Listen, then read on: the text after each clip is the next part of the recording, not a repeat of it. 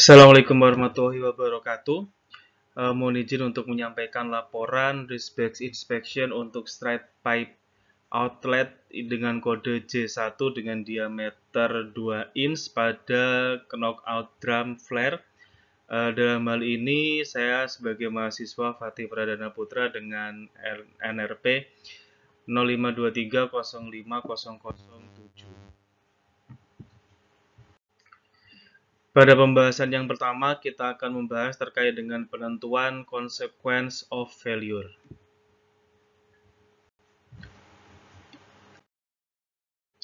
Nah, objek yang akan kami ambil yaitu dari knockout drum yang digunakan untuk flare, yang digunakan untuk melepas gas sisa dari pengeboran minyak. Dan ini adalah data-data spesifik pada KO drum. Di sini ada beberapa hal yang penting kita perhatikan, yaitu terkait dengan operating pressure, operating temperature, untuk MAWP, dan sebagainya. Pada sejarah inspeksi untuk KO drum, ini sudah dilakukan inspeksi selama 2 kali, yaitu pada tahun 2016 dan tahun 2019. Nah, untuk data ini memang terbatas karena sudah tidak menjadi wilayah di area kami. Untuk kegagalan alat di sini cukup tidak terlalu signifikan, sebagian besar untuk kerusakan yaitu pitting corrosion, dan pada dokumen ini kita lampirkan terkait dengan kerusakan dan repairingnya. Untuk fluida, pada data yang kami ambil dari mitra perusahaan kami, tidak dijelaskan secara detail, makanya kami ambil dari web ya, dengan komposisi sebagai berikut: dominan gas metana, dupa gas, dan sebagian fluida lainnya. Data tersebut kita gunakan untuk memperoleh dari fluida representatif. Di sini kita menggunakan normal boiling point dan molecular weight dengan NBP-nya minus 214,82 Fahrenheit dan molecular weight-nya kurang lebih di 22,07, dan ini didapatkan fluida representatifnya di C1 dan C2 dengan angka NBP yang mendekati dan MW-nya yang juga mendekati. Untuk penentuan lubang kebocoran dan inventory mesh, di sini yang pertama adalah untuk menentukan lubang kebocoran mengacu pada API 581. Untuk pipa ukuran 2 in, kita merujuk pada tabel 7.3. Dalam hal ini ada 3 tipe kebocoran, ada small 1/4 in, medium 1 in, dan rupture 2 in. Di sini untuk inventory mesh, di sini memang untuk datanya tidak jelas tertulis pada tabel pada data, tapi sebagai simulasi saya menggunakan pengurangan antara wake operation dan empty wake dengan hasil 20 ton atau 44.956 lbm. Selanjutnya untuk penentuan laju kebocoran dari fluida representatif C1-C2, maka kita ambil ABCD untuk mendapatkan hasil K, yaitu yang digunakan untuk memperoleh tekanan transisi. Dan tekanan transisi ketika kita hitung mendapatkan nilai 16,55 bar, dibandingkan dengan pressure operation yang 7,75 gitu ya, dengan ketentuan subsonic karena tekanan fluida lebih kecil dari operasi lebih kecil daripada tekanan transisi. Dan CD kita ambil dari rentang antara 0,8 sampai 1, didapat 0,925. Dan penentuan laju kebocoran untuk fluida yang keluar per second-nya didapat sebagai berikut untuk kategori small, medium, dan rupture. Selanjutnya untuk penentuan tipe kebocoran per 3 menit, di sini Dari small dan medium kita dapatkan continuous karena angkanya kurang dari 10.000 lux. Namun untuk rupture insta continuous karena dia langsung terpecah. Selanjutnya terkait dengan fasa fluida setelah keluar ke atmosfer, pada data yang kita dapatkan untuk hidrokarbon yang ada di keodram ini jenisnya adalah gas. Menurut fluida representatif di C1, C2, ambiennya juga gas, maka didapat modelnya adalah gas. Dengan kita rujuk ke tabel 7.6 terkait dengan sistem detection dan isolasinya, kita menggunakan yang tipe A. Nah, selanjutnya terkait dengan penentuan di tabel sebelumnya, di tabel 7.7, karena detection dan isolasinya sama-sama A, maka untuk lag duration-nya kita ambil di small dan medium karena tidak ada rupture, yaitu di 20 menit dan di 10 menit. Lalu terkait dengan adjustment, di sini karena detection dan isolation-nya adalah A, maka diambil untuk adjustment-nya adalah 25% atau seperempatnya atau 0,25. Ini mohon maaf untuk tabelnya kurang terlihat, saya akan edit nanti, coba ya. Untuk hasilnya sebagai berikut menurut tabel 7.16. Pada kecenderungan auto ignition, di sini kita merujuk pada tabel 7.2, kita kembali ke fluida representatif untuk C1, C2. Di sini untuk AIT-nya 1036, maka di sini menurut dari data, maka kita akan tambahkan dengan 80 Fahrenheit ketemu 1116 Fahrenheit. Lalu kita komparasi dengan temperatur operasi yaitu 161,6 Fahrenheit. Nah, di sini karena suhu operasi lebih kecil, maka kecenderungan untuk auto ignition-nya adalah not likely.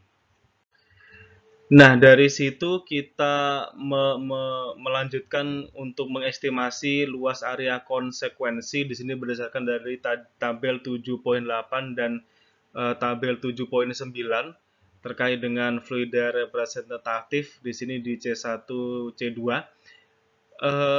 Untuk fase gas di sini untuk area damage equipment di sini kita menggunakan yang A43 X pangkat 0,98, dan untuk yang tipe continuous, untuk yang instantaneous kita menggunakan yang bawahnya di tabel 7.9 dengan hasil sebagai berikut.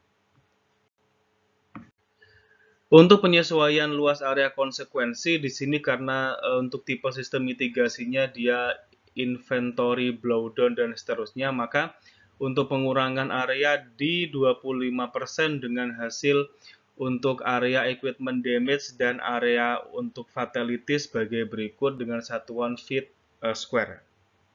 Untuk tipe small, medium dan rupture. Selanjutnya untuk penentuan likelihood of failure. Untuk objeknya masih sama menggunakan knockout drum untuk flare, dan untuk pipanya masih sama dengan data-data sebagai berikut. Untuk data yang kita jadikan acuan adalah MAWP, lalu kondisi temperatur, lalu tekanan operasi, dan laju aliran fluida ini karena datanya belum dipastikan valid, maka kami sesuaikan dengan jumlah kapasitas pada drum. Untuk fase fluidanya yaitu gas. Untuk data inspeksi ketebalan dinding, di sini untuk tipe inspeksi menggunakan UT. Lalu tipe korosi dari hasil screening yaitu general. Dari informasi data inspeksi sudah 2 kali dilakukan di tahun 2016 dan di tahun 2016 karena perusahaan kami tidak dapat tender lagi, maka data yang kita dapatkan inspeksi hanya 2 ini. Untuk tebal inspeksi atau tebal pipa didapatkan dari hanya 2 sudut yaitu 0 dan 180.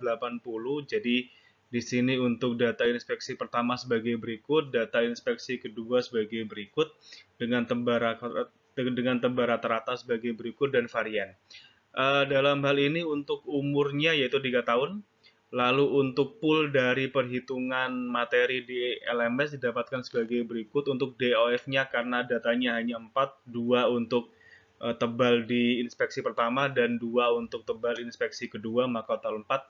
Lalu didapatkan p-value dari web ya. Dari web p-value kalkulator didapat sebagai berikut, dan di sini ditentukan untuk laju korosinya signifikan karena T statistik lebih besar daripada p-value. Dengan beda tebal 0,8 kalau dihitung secara per tahun yaitu 0,0266 mm per tahun, dan untuk tahun operasi sekarang adalah 2024.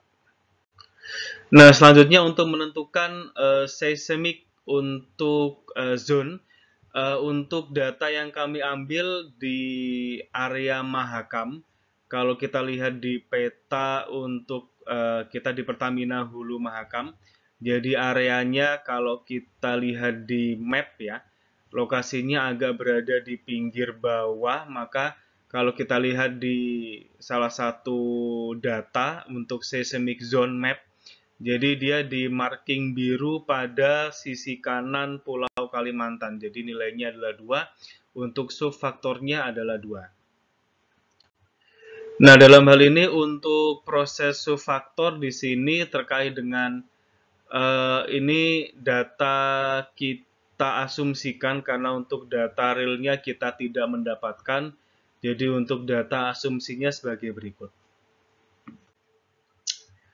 Setelah itu untuk mechanical subfactor di sini untuk complexity untuk connection hanya 1, untuk injection tidak ada, untuk branch 1 jumlah valve-nya hanya 1. Jadi ketika dihitung kalau untuk connection itu dikalikan dengan 10, untuk branch dikalikan dengan 3, untuk valve dikalikan dengan 5, maka jumlahnya 18. Lalu karena ini sudah cukup tua, maka untuk kategorinya B sesuai dengan umurnya dengan nilai skor 1.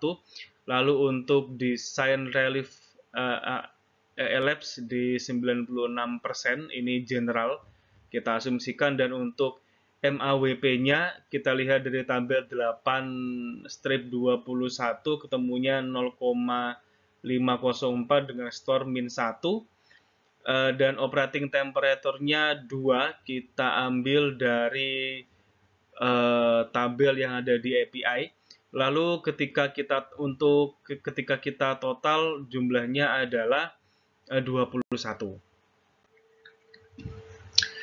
Nah, selanjutnya ini untuk thinning.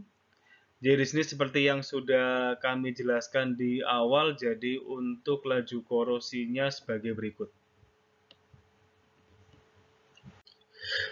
Selanjutnya untuk penentuan technical module subfaktor thinning, di sini yang poin terpentingnya yang pertama adalah kita mendapatkan nilai AR per T. AR per T didapatkan dari perkalian antara umur dikalikan dengan laju korosi dan dibagi dengan tebal awal, dan hasilnya adalah 0,038473. Dengan efektivitas inspeksi kita anggap fairly.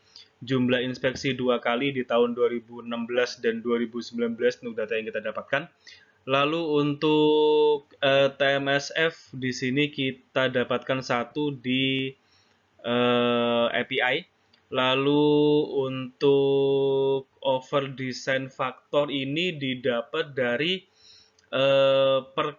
pembagian antara MAWP maximum allowable work pressure dibagi dengan operating pressure ketemunya 0,9. Nah, di tabel G8 untuk nilai pembagian yang lebih dari 1,5, maka untuk skornya over design faktornya adalah 0,5 gitu ya. Dan untuk TMSF-nya karena 1 dikalikan dengan OF over design faktor ketemu 0,5. Untuk online monitoring kita anggap 1, jadi hasilnya tetap 0,5. dan final untuk TMSF-nya ketemunya 0,5. Selanjutnya adalah untuk penentuan risiko. Jadi dalam hal ini didapat dari perkalian antara COF, consequence of failure dan likelihood of failure, dan didapatkan untuk risiko per year-nya yaitu 0,483. Nah, selanjutnya untuk penyusunan program inspeksi di LMS ada 3 plan, ada plan A, plan B, dan plan C. Nah, untuk plan A, di sini untuk kategorinya adalah fairly effective untuk inspection setiap 3 tahun. Nah, dalam hal ini kita asumsikan untuk proyeksi 12 tahun. Jadi di sini dimulai dari, karena di sini 3 tahun maka kelipatan 3 dari tahun ke-3, tahun ke-6, tahun ke-9, tahun ke-12 dengan nilai ART dari berdasarkan tahun dan data sebelumnya didapat untuk jumlah TMSF. Kebetulan untuk inspeksi yang ke-3 sampai ke-6 nantinya nilainya 1 yang kita dapat dari tabel 9-12. Nah, selanjutnya begitu pula untuk plan B untuk yang kategorinya usually effective, berdasarkan nilai ART berdasarkan tahun yang sudah kita sesuaikan karena kelipatan 4 tahun, maka di tabel 9.12 dimulai dari inspection ke-3 sampai ke-5, maka memiliki nilai TMSF sama, yaitu 1 untuk yang kategori inspection usually. Dan yang terakhir untuk plan C, ini dilakukan 2 kali dalam rentang 12 tahun, yaitu di tahun ke-6, karena di sini untuk highly effective plan C untuk inspection setiap 6 tahun. Dan untuk inspeksi tahun ke-6 dan tahun ke-12, untuk inspeksi ke-3 dan ke-4 kebetulan untuk TMFS-nya yaitu 1. Nah, dalam hal ini untuk penentuan plan inspeksi, maka kita asumsikan untuk plan C karena nilai TMSF-nya yang lebih sedikit, untuk damage factor-nya yang paling sedikit, seperti itu. Jadi itu presentasi dari saya. Mohon dikoreksi Bapak, terima kasih dan Assalamualaikum warahmatullahi wabarakatuh.